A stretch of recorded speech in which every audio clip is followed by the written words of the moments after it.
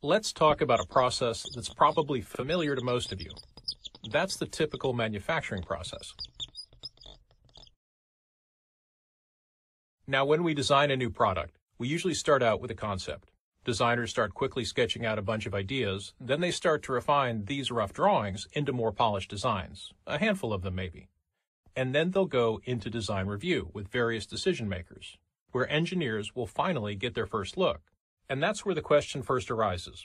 Will my design intent survive the engineering process? We can call this first part of the process the design phase, and it's really about the continual evolution of an idea, what the idea looks like, or how a user might experience it. Of course, there are various subphases within the design phase, like reviews, dimensioning. But traditionally in manufacturing, this has been a discrete phase that results in a finished output, the finished design. And after a while, this finished design and a bunch of binders get tossed over the wall into the next department, engineering. And that's where form and function begin to merge.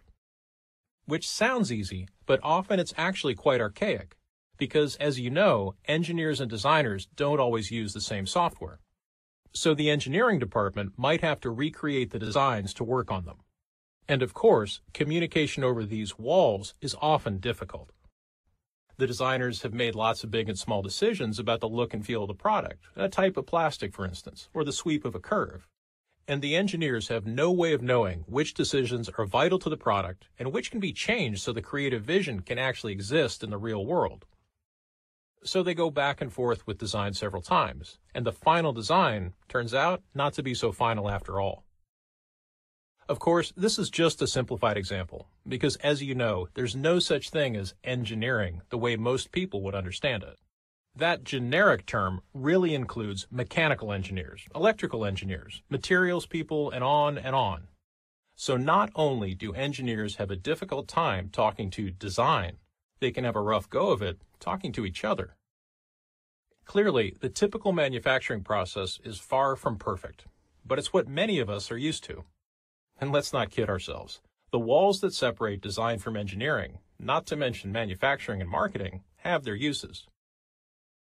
Consider what it would be like if design were only halfway through the brainstorming process, and engineering was building models based on data that was practically guaranteed to be obsolete in a week. It would be a huge waste of time and money. Unless there was some way to manage, revise, and share all of the data automatically, to capture the changes in real time, to break down the walls and allow collaboration around a single data set that design, engineering, manufacturing, and even marketing could add to as needed. And that's what Autodesk Vault software does.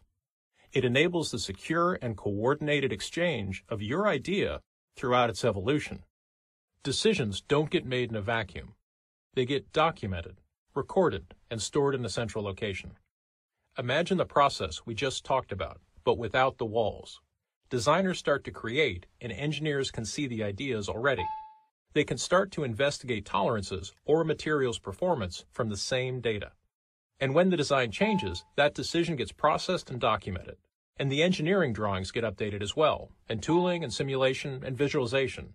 Autodesk Vault becomes the single source of all design information. So all that back and forth between design and engineering that once took weeks or months is now happening in real time. It doesn't even matter if they sit next to each other or on different continents. Designers start to think and anticipate like engineers, and vice versa.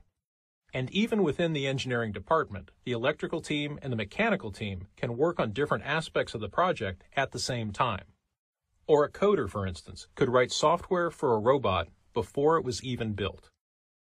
So now you can see how the whole process can get accelerated dramatically, and yet safely, because everything gets documented. Even the bill of materials can get updated in real time, so that management has an accurate idea of costs. And that, in a nutshell, is what Autodesk Vault does. It helps you get your products to market more quickly, without losing the integrity of your creative vision. And here's the kicker. Here's what gets designers and engineers and manufacturers and marketing people really excited. When you purchase Vault, it's built right into the interface of the Autodesk software you already use. So you really don't even have to change the way you work. The whole manufacturing process just changes around you. Now let me say something to those of you who are wondering just how long it would take to start streamlining your engineering process with Vault. Hardly any time at all. That's right. Starting with Vault takes virtually no time. It works right out of the box. Which begs the question, why isn't everyone using Vault? Well, many are. Autodesk Vault is used by thousands of consumer product, industrial machinery, building product, and automotive companies. Because as you've seen, Autodesk Vault is much more than just an ordinary data management tool. It's a way to transform your entire manufacturing process.